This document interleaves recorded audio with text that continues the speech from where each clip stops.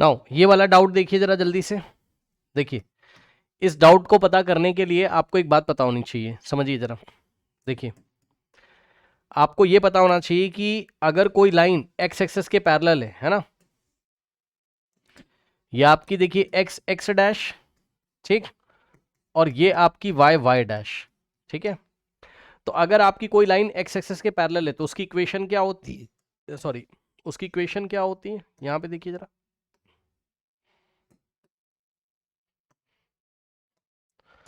यहां पर मान लीजिए, चलिए मैं नंबर्स पे लिख लेता हूं ऐसे छोटे मोटे, 1 2 3 4, यहाँ -1, ठीक, -2 -3, और 1 2 3 4, और यहाँ -1 -2, ऐसा है ना। और यहाँ पर 1 2 3 4, फिर यहाँ 1, ओके, 2 3 4, और यहाँ -1, ठीक, -1 -2 -3, यहाँ -1 -2 -3। अब सुनो जरा, एक ऐसी लाइन जो एक्स एक्सेस के पैरेलल होती है, line parallel to x axis, line parallel to x axis. अगर कोई लाइन एक्स एक्सेस के पैरेलल होती तो उसकी इक्वेशन क्या होती, y is equal to constant, y के सामने y is equal to k, जहां पर k क्या है, कोई कांस्टेंट है। एग्जांपल के तौर पे मान लो अगर y इज इक्वल टू 4 लिखा हुआ है तो इसका मतलब लाइन कहां से जाएगी, लाइन x के पैरेलल होगी और 4 से जाएगी, तो यहां से ये देखिए इस लाइन की इक्वेशन क्या है, y इज इक्वल टू 4। हाँ नहीं, लाइन की equation y is equal to 4 है क्योंकि x के पैरेलल है।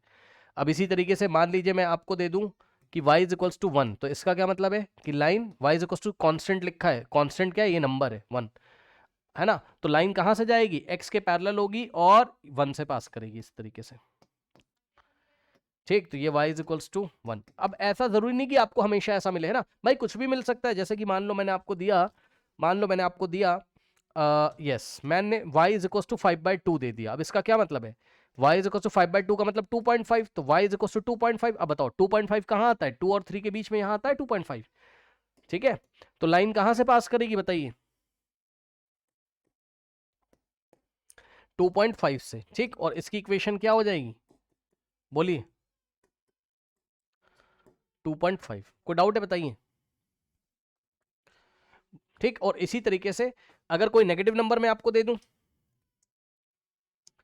मान लो -3, तो ये कहां से पास करेगी, ये यहां से पास करेगी, x के पैरेलल होगी तो इसकी इक्वेशन, और x के पैरेलल और -3 से पास करेगी, तो y इज इक्वल टू -3। ये बात आपको पता है, बताओ। इसके बाद दूसरा, अगर लाइन आपकी क्या है, y एक्सेस के पैरेलल है, if line parallel to y axis, if line parallel to y axis, अगर y एक्सेस के पैरेलल है तो उसकी इक्वेशन क्या होगी, x is equal to constant. अगर हमने आपको x इज इक्वल टू 2 दे दिया मान लीजिए, तो ये लाइन कहां से पास करेगी, यहां से, और y के पैरेलल हो जाएगी, तो इसकी इक्वेशन क्या हो जाएगी बताइए, इस लाइन की equation x is equal to 2, समझ गए। और अगर मैं x इज इक्वल टू आपको क्या दे दूं, यहां पर x इज इक्वल टू -3 दे देता, तो ये y के ही पैरेलल होती, y के, लेकिन -3 यहां से पास होती। आ गया कि नहीं आ गया बताओ, ये आ गया। अब अपना क्वेश्चन आप देख लो, अब आप अपना क्वेश्चन देख लो। क्वेश्चन में क्या कह रहा है, कह रहा है कि the equation of the line ax plus b y plus c is equal to 0, जहां पर a b c कोई नंबर है ना, what condition ensure that the distance of the line from the x axis is constant. मतलब ये देखो, ये जो बात इसने बोली है क्या, कि distance of the line from the x axis is constant, मतलब x एक्सिस से उसकी डिस्टेंस हमेशा इक्वल रहनी चाहिए, मतलब वो x एक्सिस के पैरेलल है। समझिए जरा, देखिए ये आपका क्या है, x x डैश, ठीक, और ये आपका क्या है, y y dash,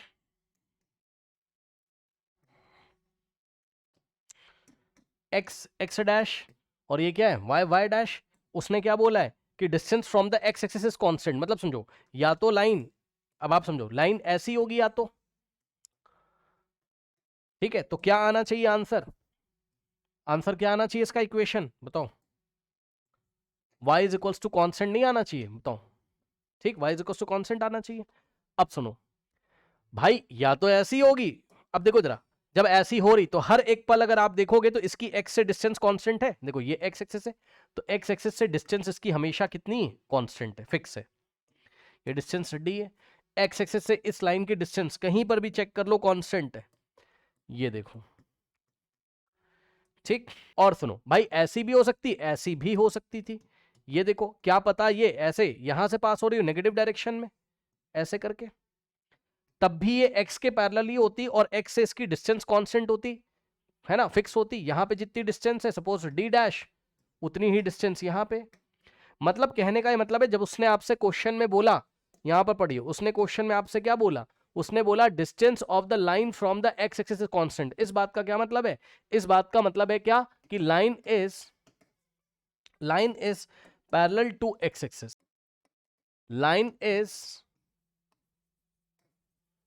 parallel to x axis. और सुन लो ध्यान से, और अगर line is parallel to x axis है तो उसकी equation y is equal to k, और अगर वो बोलता है distance is constant from the y axis, तो ये वाली कंडीशन होती, कहां गया ये वाली, y से डिस्टेंस हमेशा कांस्टेंट रहती, y से डिस्टेंस अगर कांस्टेंट रहती, अगर ऐसा बोलता, ठीक है,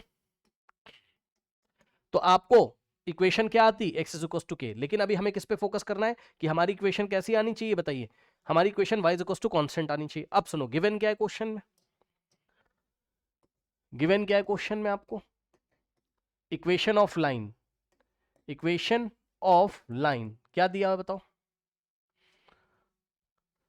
ax plus b y plus c is equal to 0, ax plus b y plus c is equals to 0।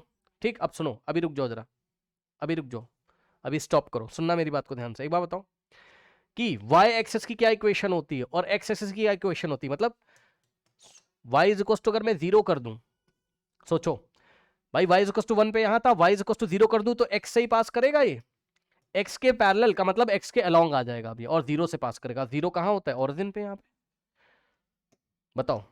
तो यही जो है आपकी x एक्सेस ही क्या है, y इज इक्वल टू 0, तो y is equal to 0 is the equation of x axis, y is equal to 0 is the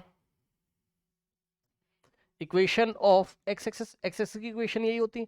और अगर हम आपसे पूछ ले y एक्सेस की क्या इक्वेशन होती है, तो ये इधर शिफ्ट हो जाएगी। ये सब एनसीईआरटी एग्जाम्पलर में मैंने पढ़ाया हुआ है।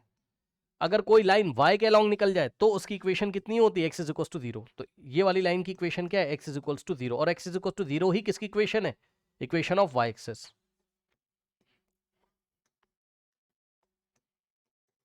अब यहां पर आओ, सुनो, ये दिया हुआ है उसने। अब सुनो, आपको कैसा लाना है, y is equal to constant लाना है, तभी x से उसकी डिस्टेंस क्या होगी, सेम होगी। ठीक, यानी कि x से पैरेलल करना है आपको, तो x से पैरेलल करने के लिए सुन लो ध्यान से, हमें a को 0 रखना पड़ेगा ना, बोलो, खुद सोचो, आपको a को 0 नहीं रखना पड़ेगा, बताइए स्टूडेंट्स। भाई a को जब आप 0 रखोगे, a कोई रियल नंबर होता था, आपको पता है, तो a को 0 ही तो चूज करोगे, तभी तो x खत्म हो जाएगा, क्योंकि मुझे x चाहिए ही नहीं, चेक कर लो, मुझे x चाहिए ही नहीं।